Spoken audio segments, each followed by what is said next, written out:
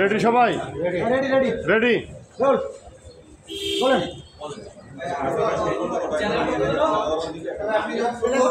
ভাই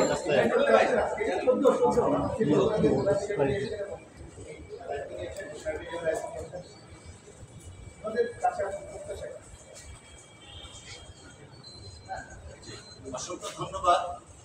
আসলে আজকে মাননীয় প্রধান বিচারপতি, নবনিযুক্ত প্রধান বিচারপতি ওনার বক্তব্যে টোটাল বাংলাদেশের আর্থিক সামাজিক রাজনৈতিক প্রেক্ষাপট প্রতিফলিত হয়েছে।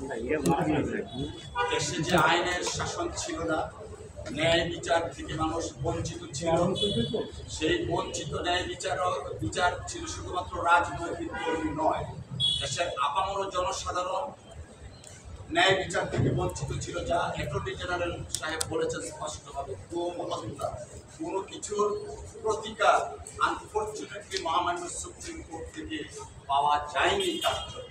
অর্থাৎ মাননীয় প্রধান বিচারপতির সর্বশেষ উনার শ্রদ্ধেয় পিতার লেখনী থেকে যে রেফারেন্সটা দিয়েছে,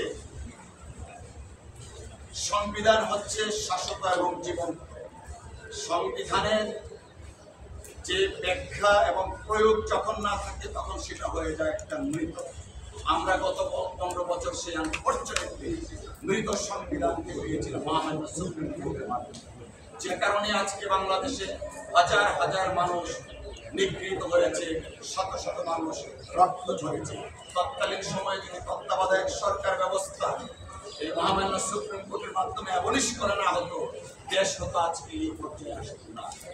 যখন দেশনেত্রী বেগম খালেদা জিয়াকে এক কাপড়ে বের করে দেওয়া হলো বাড়ির থেকে, তখন যদি সুপ্রিম কোর্ট আজকে ভূমিকা নিতে, তাহলে হয়তো দেশের 18 কোটি মানুষ আজকে শেখ হাসিনাকে এক কাপড়ে বাংলাদেশ থেকে বিতাড়িত করত না।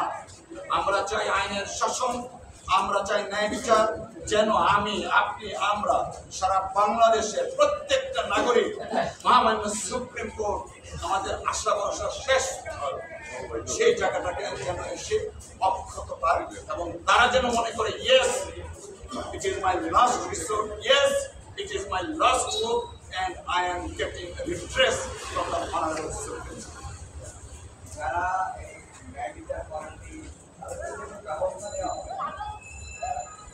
দেখুন, গত কয়েকদিন আগে থেকেই অনেকে অনেক কথা বলছে। এটা ছিল একটা ক্রান্তিকালের সময়। কথাগুলোর বলার কারণ ছিল, আপনারা আপনাদের মাধ্যমে জাতি দেখেছেন, শুধুমাত্র বাংলাদেশ নয় বিশ্বব্যাপী দেখেছেন আমাদের মাননীয় প্রধান বিচারপতি বা অন্যান্য বিচারপতিরা তাদের তৎকালীন রুলিং পার্টি ছাত্রলীগের সভাপতি সম্পাদককে ডানে বামে দাঁড়িয়ে তুলে নিয়েছেন। আপনারা মিডিয়া পত্রিকা প্রকাশ করেছেন। বাংলাদেশের ইতিহাসে কেন কোন বিশ্বের কোন রাষ্ট্রের ইতিহাসে মাননীয় প্রধান বিচারপতি কখনো এরকম করেননি। আপনারা দেখেছেন তলোয়ার উপহার দেওয়া হয়েছে মাননীয় প্রধান বিচারপতি, তাও কখনো জাতি দেখেনি। আমরা চাই মহামান্য সুপ্রিম কোর্টে যে হৃত গৌরব, হৃত ঐতিহ্য আছে তা প্রতিষ্ঠা করার জন্য। আর ছাত্র জনতার যে দাবির কথা বলছেন, জি জি, সেই সময় যারা তলোয়ার নিয়েছিলেন তারা তখন আসীন ছিল। এই নববিপ্লবের মাধ্যমে দ্বিতীয় স্বাধীনতার ফসল হিসাবে মহামান্য রাষ্ট্রপতি মাননীয় প্রধান বিচারপতিকে নিয়োগ দান করেছে। আমরা দৃঢ়ভাবে বিশ্বাস করি মাননীয় প্রধান বিচারপতি তার মেধা প্রজ্ঞা দিয়ে আমাদের সুপ্রিম কোর্টের শৃঙ্খলা ফিরিয়ে নিয়ে আসবে।